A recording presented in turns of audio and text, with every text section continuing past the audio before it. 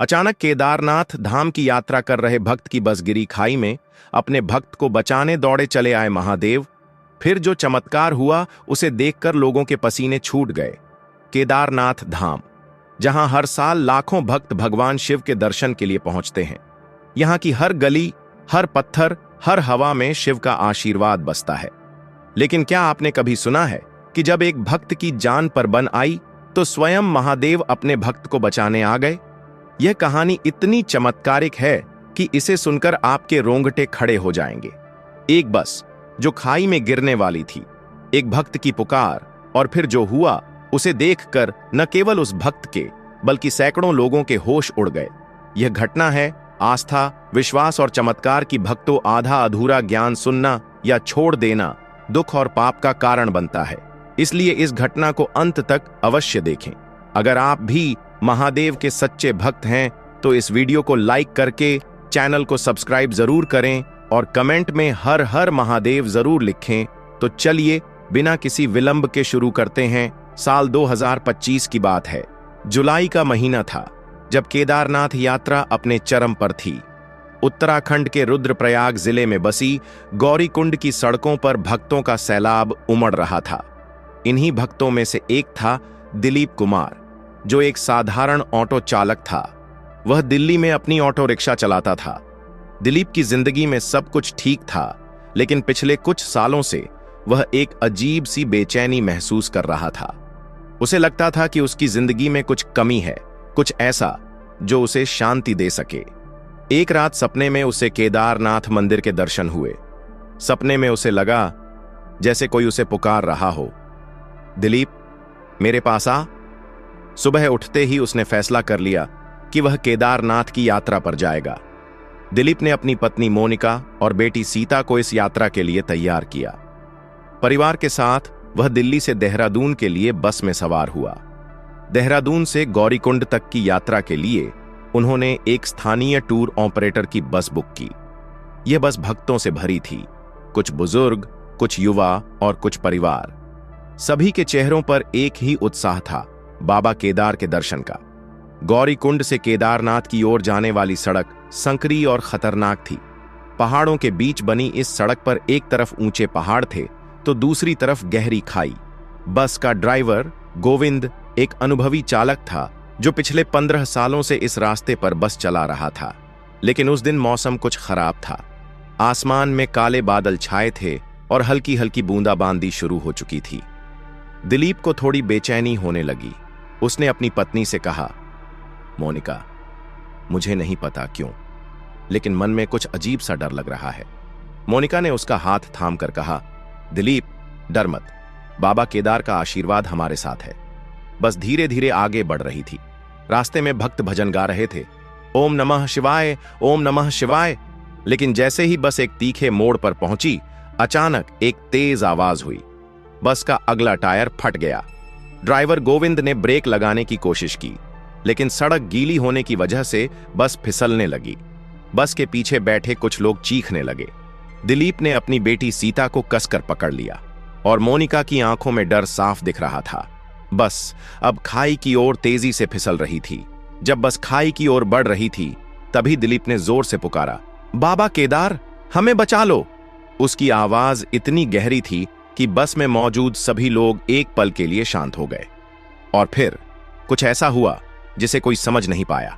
बस जो अब तक खाई की ओर फिसल रही थी, अचानक रुक गई। ऐसा लगा जैसे किसी अनजान शक्ति ने बस को पकड़ लिया हो। ड्राइवर गोविंद, जो अब तक घबराहट में ब्रेक और स्टीयरिंग से जूझ रहा था, हैरान था।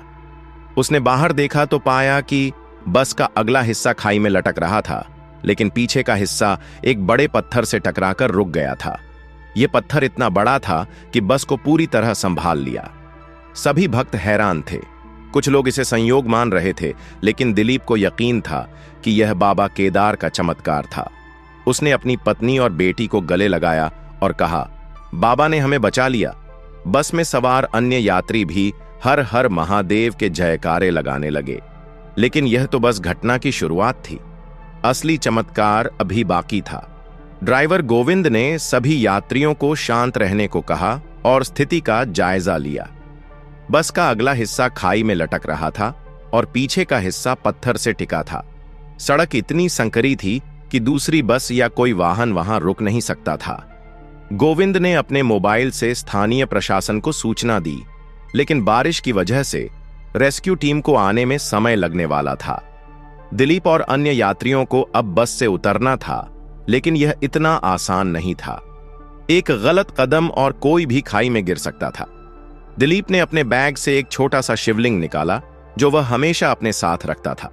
उसने शिवलिंग को अपने हाथ में लिया और मन ही मन प्रार्थना करने लगा। तभी एक बुजुर्ग यात्री, जिनका नाम पंडित दीनानाथ था, ने कहा, बेटा डर मत, बाबा केदार का आशीर्वाद हमारे साथ है, हमें एक एक करके सावधानी से उतरना होगा। पंडित जी की बातों ने सभी में हिम्मत जगाई। जैसे ही यात्री एक एक करके बस से उतरने की कोशिश कर रहे थे, तभी सड़क के किनारे एक साधु प्रकट हुआ। उसकी लंबी जटाएं, माथे पर भभूत और हाथ में एक त्रिशूल था। उसकी आंखों में एक अजीब सी चमक थी, जो सभी को आकर्षित कर रही थी। उसने कुछ कहे बस की ओर देखा और अपने त्रिशूल को जमीन पर ठोक दिया। अचानक ऐसा लगा जैसे बस और स्थिर हो गई। यात्रियों को अब उतरने में आसानी होने लगी। दिलीप ने उस साधु को देखा और उसे लगा जैसे वह कोई साधारण इंसान नहीं है। साधु ने दिलीप की ओर देखा और मुस्कुराते हुए कहा, बेटा, जो भक्त सच्चे मन से पुकारता है, उसे बाबा कभी निराश नहीं करते। सभी यात्री सुरक्षित रूप से बस से उतर गए। जब दिलीप ने साधु को धन्यवाद देने के लिए पीछे मुड़ा, तो वह साधु वहां से गायब था। सभी हैरान थे, वह साधु कहां गया? क्या वह कोई दैवीय शक्ति थी? दिलीप को अब पूरा यकीन हो गया था कि यह स्वयं भगवान शिव का कोई रूप था। यात्री अब पैदल ही केदारनाथ की ओर बढ़ने लगे। बारिश रुक चुकी थी और आसमान साफ हो गया था। रास्ते में सभी यात्री उस चमत्कार की चर्चा कर रहे थे। दिलीप की बेटी सीता, जो केवल 12 साल की थी, बार बार कह रही थी, पापा, मुझे यकीन है कि वो साधु बाबा केदार ही थे। दिलीप ने उसकी बात को हल्के में नहीं लिया। उसने मोनिका से कहा, बेटी, हमें अब और भी श्रद्धा के साथ बाबा के दर्शन करने हैं। केदारनाथ मंदिर तक का रास्ता लंबा और कठिन था। 16 से 18 किलोमीटर की पैदल यात्रा में कई भक्त थक गए थे, लेकिन दिलीप और उसके परिवार में एक अजीब सी ऊर्जा थी। उन्हें लग रहा था कि कोई अदृश्य शक्ति उन्हें आगे बढ़ने की ताकत दे रही है। रास्ते में कई बार दिलीप को ऐसा लगा जैसे वह साधु उनके साथ साथ चल रहा हो, लेकिन जब वह पीछे मुड़कर देखता तो कोई नहीं होता। जब दिलीप और उसका परिवार केदारनाथ मंदिर पहुंचा तो वहां भक्तों की भीड़ थी। मंदिर के बाहर हर हर महादेव के जयकारे गूंज रहे थे। दिलीप ने मंदिर में प्रवेश किया और शिवलिंग के सामने खड़ा हो गया। जैसे ही उसने शिवलिंग को छुआ, उसे एक अजीब सी शांति का अनुभव हुआ। उसे लगा जैसे उसकी सारी बेचैनी, सारा डर एक पल में गायब हो गया। उसकी आंखों से आंसू बहने लगे। उसने अपने परिवार के साथ मिलकर पूजा की और बाबा केदार से अपने लिए नहीं, बल्कि सभी भक्तों के लिए सुख शांति की प्रार्थना की। तभी मंदिर के पुजारी ने दिलीप को बुलाया और कहा, बेटा, तुम्हारी आस्था सच्ची है। आज रात मंदिर में होने वाली विशेष आरती में तुम्हें शामिल होने का मौका मिलेगा। दिलीप के लिए यह किसी चमत्कार से कम नहीं था। विशेष आरती में केवल चुनिंदा भक्तों को ही शामिल होने का मौका मिलता है। उस रात जब आरती शुरू हुई तो मंदिर में एक अजीब सी ऊर्जा थी। ऐसा लग रहा था जैसे स्वयं भगवान शिव वहां मौजूद हों। आरती के दौरान दिलीप को फिर से उस साधु की आकृति दिखी, जो मंदिर के कोने में खड़ा मुस्कुरा रहा था। लेकिन जब उसने ध्यान से देखा तो वह आकृति गायब हो गई। दिलीप और उसके परिवार की कहानी अब पूरे केदारनाथ में फैल चुकी थी। लोग उस बस दुर्घटना और साधु के चमत्कार की बात कर रहे थे। अगले दिन जब दिलीप मंदिर के बाहर बैठा था तो वहां सैकड़ों भक्त इकट्ठा हो गए। सभी उससे उस चमत्कार की कहानी सुनना चाहते थे। दिलीप ने अपनी कहानी सुनाई और उसकी बातों ने सभी को मंत्रमुग्ध कर दिया। कई भक्तों ने कहा कि उन्हें भी यात्रा के दौरान कुछ न कुछ चमत्कारिक अनुभव हुआ था। एक बुजुर्ग महिला ने बताया कि उसने भी उस साधु को देखा था जब वह रास्ते में गिरने वाली थी। एक युवक ने कहा कि उसने सपने में बाबा केदार को देखा, जिन्होंने उसे यात्रा पूरी करने की शक्ति दी। धीरे धीरे यह घटना पूरे उत्तराखंड में फैल गई। सोशल मीडिया पर भी इस चमत्कार की चर्चा होने लगी। लोग इसे केदारनाथ का चमत्कार कहने लगे। दिलीप और उसका परिवार जब दिल्ली लौटा तो उनकी जिंदगी बदल चुकी थी। दिलीप ने अपनी ऑटो रिक्शा को और मेहनत के साथ चलाना शुरू किया। उसने अपनी कमाई का एक हिस्सा केदारनाथ मंदिर के लिए दान करने का फैसला किया। उसकी बेटी सीता ने स्कूल में अपनी क्लास में इस चमत्कार की कहानी सुनाई, जिसे सुनकर उसके दोस्त और टीचर भी हैरान रह गए। यह कहानी केवल दिलीप की नहीं, बल्कि उन लाखों भक्तों की है जो हर साल केदारनाथ की यात्रा पर जाते हैं। यह कहानी हमें सिखाती है कि सच्ची आस्था और विश्वास के सामने कोई मुश्किल बड़ी नहीं होती। बाबा केदार अपने भक्तों की हर पुकार सुनते हैं और जब वक्त आता है तो स्वयं उनके सामने आ जाते हैं। दोस्तों, अगर आपको यह कहानी पसंद आई तो इसे अपने दोस्तों, परिवार और रिश्तेदारों के साथ शेयर जरूर करें।